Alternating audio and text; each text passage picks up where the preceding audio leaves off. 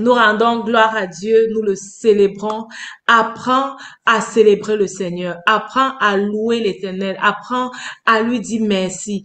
Peu importe les temps et les saisons, apprenons à dire merci à l'Éternel. Je prie pour un peuple, pour une femme qui sait dire merci à l'Éternel, qui sait se réjouir en l'Éternel, qui sait trouver son assurance à l'Éternel, qui sait venir chaque jour au pied du Père et lui dire merci. Pas lui dire merci seulement de la bouche, mais qui sait compter les bienfaits de l'Éternel dans sa vie, qui sait dire, je suis sorti aujourd'hui, je suis rentré, c'est parce que l'Éternel a été fidèle, qui sait dire, mes enfants sont sortis, ils sont rentrés, l'Éternel a été fidèle, mon mari est sorti, il est rentré, l'Éternel a été fidèle, mon père est sorti, il est rentré, ma mère est rentrée. À cette heure de la journée, on ne m'a pas appelé pour dire que quelqu'un a fait l'accident, on ne m'a pas appelé pour dire que quelqu'un est malade et que je dois envoyer l'argent, on ne m'a pas appelé pour me poser un problème où je ne comprends pas comment l'ennemi, le dévoreur m'a attaqué. Je célèbre l'Éternel. Je vois une femme qui sait bénir l'Éternel, qui sait célébrer l'Éternel même lorsque ça ne va pas. Même lorsque elle ne sait pas comment elle va payer une facture, elle sait célébrer l'Éternel, qui sait célébrer l'Éternel avec sa famille, qui sait célébrer l'Éternel avec son conjoint, qui sait célébrer l'Éternel même pour son conjoint, même lorsque les choses ne vont pas bien, même lorsqu'il n'est pas l'homme parfait. Alors aujourd'hui, nous allons en parler de louer l'Éternel pour ton partenaire, pour ton mari ou ta femme, si tu es un homme et tu écoutes, pour ton mari ou ta femme, pour ton conjoint, pour ton futur conjoint, louer l'Éternel pour tes enfants et tes futurs enfants. Si tu n'as pas encore d'enfants et tu aspires, louer l'Éternel pour tes enfants. Peut-être tu as même les enfants spirituels. Ça, c'est quelque chose parfois qu'on néglige. Les enfants spirituels, les petites sœurs spirituelles que le Seigneur a placées à côté de nous comme ça, pour que nous soyons pour elle comme une mère, pour que nous soyons pour elle comme un modèle. Le Seigneur voudrait que nous le louons. Nous le louons pour ces enfants-là, que nous le célébrons pour ces enfants-là. L'Éternel voudrait que tu le loues pour les gens qui l'amènent vers toi. Ce n'est pas ton mari, ce n'est pas ton futur mari, mais ce sont des gens que tu ne vois pas forcément comme des enfants, mais des gens qui sont comme tes collègues, des gens que pour eux tu es comme un mentor, tu es peut-être comme un coach, les gens avec qui tu es à la même longueur d'onde comme un mari, parce qu'avec le mari, on est ensemble, ok? Je dis pas qu'on n'est pas soumise en tant que femme, mais on est une seule chair, on est dans la même longueur. Donc, ça peut être, peut-être c'est pas ton mari, mais ce sont peut-être des partenaires avec qui tu travailles, des partenaires d'affaires, avec qui tu travailles, des partenaires de projet, avec qui tu travailles. Le Seigneur voudrait que tu le loues pour eux, que tu apprennes à le célébrer pour eux, que tu apprennes à reconnaître sa main puissante dans leur vie. Et je vais parler particulièrement ici pour le conjoint. Déjà parce que je sais que, bon, on va parler conjoint et enfant. Ça entre dans la même longueur d'onde. Conjoint et enfant. Généralement, ce que le Seigneur me mettait à cœur, c'est que on voudrait qu'il soit comme nous. Généralement, la plupart des problèmes viennent du fait que on veut traiter l'autre comme nous. On attend à ce que l'autre agisse ou réagisse comme nous on aurait fait. On attend que si je me cogne le pied, que l'autre, parce que moi, si quelqu'un se cogne le pied, je vais lui dire patience, ça va, ouais, fais attention. J'attends à ce que si je me cogne le pied, que l'autre me dise ça. Mais quand l'autre ne me dit pas, ça me frustre. Je crois qu'il ne m'aime pas et je le juge. On attend à ce que l'enfant, moi j'aimerais que je parle à mon enfant, il m'écoute, il m'obéisse directement et qu'il ne prenne pas le temps pour argumenter, comme les enfants d'aujourd'hui savent argumenter. Que quand je lui dis fais, il fait. Ça, c'est ce que j'aimerais parce que je suis sa mère et je dis que si ta mère te parle, c'est comme ça que tu dois faire. Mais parce que mon enfant ne fait pas ça, je me fâche je le gronde, je ne suis pas entrée dans la tête de l'enfant, je ne tiens pas compte que, mais peut-être, il ne m'a même pas, il n'a pas compris ce que j'ai dit. Peut-être parce qu'il était occupé à faire une chose, il n'a pas compris. Mais moi, parce que je suis sa mère, je veux que dès que je parle, qu'il réagisse. Et ça fait que je transmets les frustrations aux enfants. Et si j'ai grandi dans un environnement où mon père ou ma mère, lorsqu'elle parlait, je n'avais même pas le droit de dire ah, je veux que mon enfant me considère comme je considère ma mère, j'ai considéré ma mère dans le passé. Je veux que mon enfant agisse avec moi comme j'ai agi avec ma mère dans le passé. Mais j'oublie que ça c'est mon enfant et que il n'est pas moi. Il a aussi ses attentes, ses aspirations, il a aussi ses besoins. Et c'est ce qui amène beaucoup de frustration dans les relations. C'est pourquoi parfois le soir, quand on va s'asseoir, on n'aura que les plaintes, on n'aura que les pleurs, on n'aura que les regrets, que mais est-ce que c'était même une bonne décision que j'avais prise là? Est-ce que l'enfant, si même je vais pouvoir l'éduquer, je vais pouvoir lui montrer la voie? Est-ce que je suis vraiment dans le bon chemin? Est-ce que cette école-là ou ces amis-là, est-ce que c'était des bons amis? Est-ce que ce sont les bons décisions? Est-ce que ce n'est pas eux qui influencent? Et on prend le temps dans les inquiétudes, les questionnements. On n'a pas dormi au lit même avec ces inquiétudes, ces questionnements, ces pleurs, ces craintes. Au lieu de louer le Seigneur, louer le Seigneur pourquoi? Quand l'enfant m'a désobéi.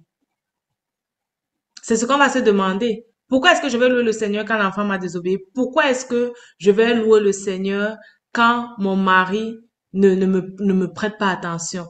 Quand j'ai l'impression il n'est pas, il ne considère pas ce que je fais, il ne considère pas le mal que j'ai eu, il ne considère pas les problèmes que j'ai. Louer le Seigneur parce qu'ils sont là. Parce qu'ils sont en vie. Louer le Seigneur parce qu'ils sont là. Louer le Seigneur parce qu'ils sont des personnes uniques et que Dieu a créé de façon unique et ils ne sont pas comme moi. Et louer le Seigneur parce qu'ils appartiennent au Seigneur. Parce qu'ils appartiennent au Seigneur. Ça veut dire que j'ai toujours les raisons pour louer le Seigneur. Maintenant, si j'ai une supplication, si j'ai une prière, je peux exprimer ma prière à Dieu. Et dire à Dieu, j'aimerais, Seigneur, que mon enfant soit à ta ressemblance. Là, tu considères maintenant ton enfant comme un frère en Christ, comme une sœur en Christ. Et tu considères ton mari comme un frère en Christ et une sœur en Christ. Ça veut dire que le plus important, c'est qu'il soit à la ressemblance de Dieu. Et c'est qu'il marche dans les plans de Dieu pour lui.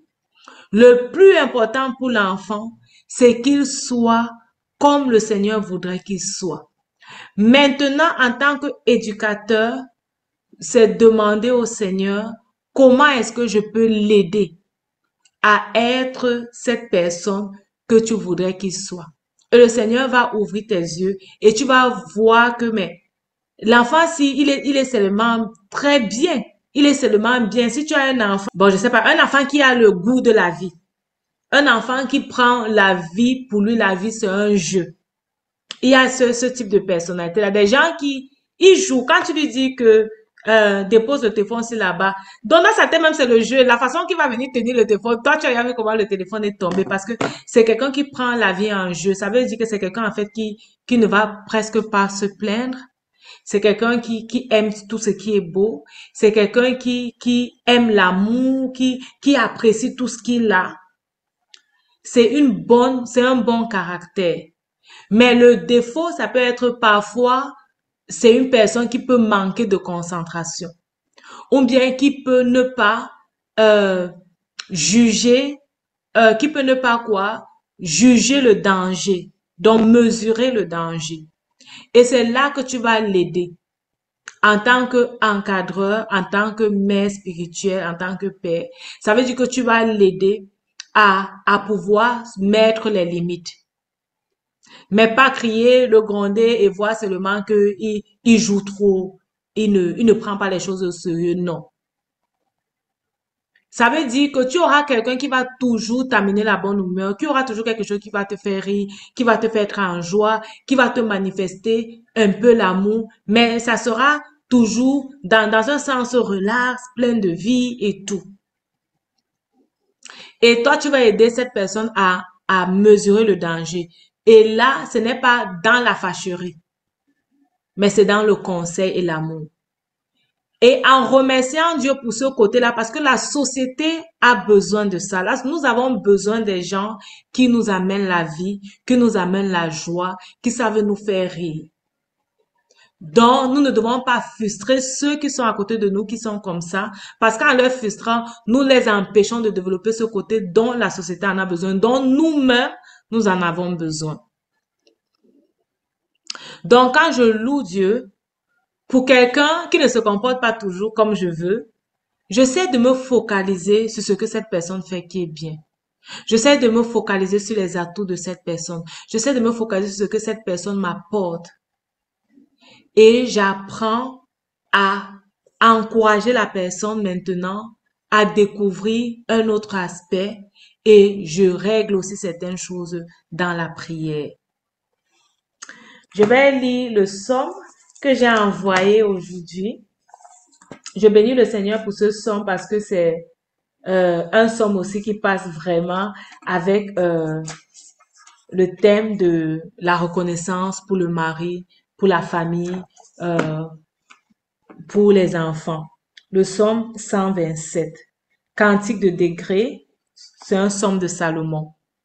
Si l'Éternel ne bâtit la maison, ceux qui la bâtissent travaillent en vain. Si l'Éternel ne garde la ville, celui qui la garde veille en vain. En vain vous levez-vous matin, vous couchez-vous tard, et mangez-vous le pain de douleur. Il en donne autant à ses bien-aimés pendant leur sommeil. Voici des fils sont un héritage de l'Éternel. Le fruit des entrailles est une récompense. Comme des flèches dans la main d'un guerrier, ainsi sont les fils de la jeunesse. Heureux l'homme qui en a rempli son carquois, ils ne seront pas confus quand ils parleront avec des ennemis à la porte. L'Éternel nous dit, si l'Éternel ne bâtit la maison, ceux qui la bâtissent travaillent en vain.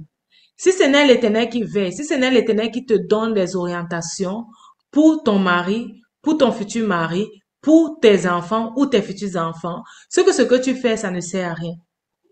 Et l'Éternel bâtit comment? L'Éternel bâtit lorsque tu as ses pieds dans la méditation de sa parole, lorsque tu pries, lorsque tu prends le temps pour l'interroger par rapport à une situation. Il dit, si l'Éternel ne garde la ville, celui qui la garde veille en vain. En vain, vous levez-vous matin, vous couchez-vous tard. En vain, tu poses des actions. En vain, tu te fâches. En vain, tu crois que c'est en grondant. En vain, tu crois que c'est en te fâchant que les choses vont se passer. Non. La Bible dit que Dieu donne autant à ses bien-aimés pendant leur sommeil. Pendant leur sommeil, Dieu prend soin de toi. Il te régénère, il te donne les idées. Il t'apaise et il te donne de voir comment est-ce que tu peux faire pour aider ces personnes qu'il a mis autour de toi. Il te donne de comprendre quelle est peut-être l'attitude en toi que tu dois changer ou bien quelle est l'attitude en ces personnes-là que tu peux propulser vers l'avant. Ce que nous devons savoir en tant que partenaire, ce que nous devons savoir en tant qu'éducateur, en tant qu'encadreur, ce que nous devons savoir, c'est que nous ne pouvons pas réussir seuls. Nous avons besoin de Dieu pour voir ou bien pour pouvoir atteindre ce que nous aimerons atteindre. Nous avons besoin de Dieu. Et Dieu n'agit pas par nos propres efforts. Non, Dieu, ce n'est pas nos propres efforts. La Bible dit que c'est dans le calme et la confiance que sera ta force. La confiance en Dieu et le calme face aux situations de la vie, face aux choses qui se présentent au-devant de toi. J'ai beaucoup aimé également le psaume 128, je l'ai lu à la suite et je me suis rendu compte que ça va dans le même sens. Je vais le lire pour nous. Cantique de degré. Heureux tout homme qui craint l'Éternel, qui marche dans ses voies. Tu jouis alors du travail de tes mains. Tu es heureux, tu prospères. Ta femme est comme une vigne féconde. Dans l'intérieur de ta maison, tes fils sont comme des plants d'olivier. Autour de ta table, c'est ainsi qu'est béni l'homme qui craint l'Éternel. L'Éternel te bénira de Sion et tu verras le bonheur de Jérusalem. Tous les jours de ta vie, tu verras les fils de tes fils, que la paix soit sur Israël. Amen. Heureux tout homme qui craint l'Éternel. L'homme qui craint l'Éternel jouit alors du travail de ses mains. Toute femme qui craint l'Éternel et qui marche dans les voies de l'Éternel. Si tu crains l'Éternel, tu marches dans les voies de l'Éternel, tu jouis du travail de tes mains. Et ils ont dit, ta femme est comme une vigne féconde. Je vais dire quoi? Ton mari t'aime comme la Bible dit que l'homme doit aimer l'homme doit aimer sa femme au point de mourir pour elle comme Christ a aimé l'Église. Si tu crains l'Éternel, ton mari t'aime de cette façon-là. Le Proverbe 31 nous dit quoi? Que le mari de la femme vertueuse la célèbre. Alors si tu crains l'Éternel, tu marches dans les voies de l'Éternel, tu bâtis ta maison avec l'Éternel, tu seras célébré, tu seras apprécié. Tes enfants sont heureux, tes enfants seront célébrés. Les gens qui viennent autour de toi, qui te fréquentent, qui te fréquentent parce qu'ils veulent puiser quelque chose de toi. Il y a parfois les gens vont te fréquenter parce qu'ils voulaient que tu sois une bénédiction pour eux, mais tu les rejettes. Tu ne comprends pas leurs besoins parce que tu leur trouves trop ci, trop ça. Et tu ne prends pas le temps pour demander à Dieu, mais ces personnes qui viennent vers moi, comment est-ce que je peux être pour une bénédiction? L'Éternel bénit ceux qui le craignent.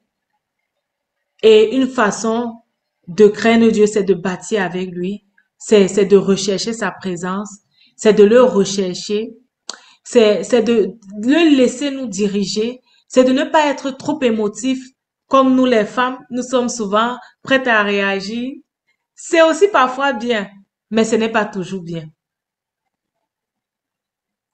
Et parce que tu sais que ce n'est pas toujours bien, tu as besoin de la sagesse, la crainte de Dieu. Tu as besoin de te laisser diriger par Dieu. Tu as besoin que la lumière de Dieu t'éclaire. Et tu as besoin de lui demander cette lumière-là chaque jour. De lui demander cette sagesse chaque jour. Alors je loue Dieu parce que je sais qu'il va faire de grandes choses dans ma famille. Il va faire de grandes choses pour mon mari. Et quand je pensais au mari, j'ai pensé à ceux qui ne sont pas mariés. J'ai parlé déjà des collègues, des personnes avec qui nous travaillons, oui. Mais j'ai pensé aussi aux conjoints de vos enfants. Parce que si tu n'es pas marié ou bien si tu es séparé, c'est parce qu'il y a eu quelque chose. Et je suis sûre que cette chose, si tu as un enfant, tu n'aimerais pas que ça lui arrive. Alors l'Éternel voudrait déjà que tu commences à le célébrer pour eux et à prier, même que les chemins se rencontrent. Prier pour tes enfants aussi que ils ne passent pas par ce par quoi tu es passé. J'ai reçu le témoignage de ma petite sœur. Euh, je crois que je vais pas laisser cette partie-ci parce que je lui ai pas demandé. J'ai reçu le témoignage de ma petite sœur. En fait, elle a fêté 10 ans de mariage et elle était contente de fêter. Elle bénissait Dieu parce qu'elle se disait 10 ans de mariage, ce n'est pas seulement parce que euh, tout va bien. Je vais dire, elle bénit Dieu parce que ça va, mais il y a des gens qui n'ont pas atteint 10 ans parce que un est mort. Donc, en dehors du fait qu'on voit que, OK, il y a certains qui n'ont pas atteint 10 ans parce qu'ils se sont séparés, il y a des gens, en fait, qui n'atteignent pas 10 ans, peut-être parce qu'un conjoint est mort quelques années après le mariage. On entend ça. Ce sont les choses qui arrivent. Et elle bénissait Dieu pour ça. Et ma petite sœur, elle m'a fait encore un témoignage. Elle est l'homonyme de la mère de mon père. Et son mari, qui a son mari, et on n'est pas familier, hein, mais son mari a le nom du père de mon père. OK? Donc, ma petite sœur, elle a le nom de la mère de mon père. Mon père lui avait donné le nom de sa mère. Et l'homme qu'elle a rencontré et qu'elle a épousé, l'un de ses noms, c'est également le nom du père de mon père. Les parents, mes grands-parents se sont séparés. Bon, en fait, ma grand-mère, elle a quitté le foyer parce qu'elle s'était mariée à un régime monogamique. Et quand son mari a été successé, il est entré dans les affaires de succession du village, il a pris d'autres femmes. Elle, donc, elle a quitté le foyer. Je dis, il n'était pas séparé parce que c'est là-bas qu'on l'a enterré. Donc, elle a quitté le foyer. Ma petite sœur m'a dit, quand elle a parlé à mon père de son fiancé à l'époque, le papa lui a dit, il a le nom de mon père et toi, tu as le nom de ma mère. Vous seriez la perfection du couple de mes parents. C'est ce qu'il lui a dit. Vous seriez la perfection du couple de mes parents. Parce qu'il a vu que le couple de ses parents n'a pas marché, mais il souhaite que le couple de ses enfants marche. Et ça, c'est quelque chose qui doit nous aider, nous les parents. Ce n'est pas parce que nous avons eu des échecs que nous allons laisser que cela se reproduise dans la vie de nos enfants. Dieu nous a donné ces enfants et ils doivent être mieux que nous. Le verset ci a dit quoi dans le Proverbe 127, verset 4? Comme les flèches dans la main d'un guerrier, ainsi sont les fils de la jeunesse. Tes enfants sont tes flèches, ils vont aller plus loin que toi. Ils vont réaliser plus d'exploits que toi. Et tu ne peux pas te permettre de connaître tes erreurs et de ne pas prier pour que ces erreurs n'arrivent pas dans la vie de tes enfants. Et pour que ça n'arrive pas dans leur vie, tu dois arrêter de leur voir comme toi et attendre qu'ils agissent comme toi tu aurais agi si tu étais à leur place. Parce qu'ils ne sont pas toi. Dieu a leur plan, a ses plans pour leur vie. Donc tu dois louer Dieu pour leur vie et demander à Dieu de réaliser ses projets dans leur vie. Et les bénir de cette façon-là. Et les bénir de cette façon-là. Donc, je crois que je vais m'arrêter là pour aujourd'hui. On va prendre les questions. Si tu suis en live, et pose tes questions dans les commentaires, je vais répondre à tes questions.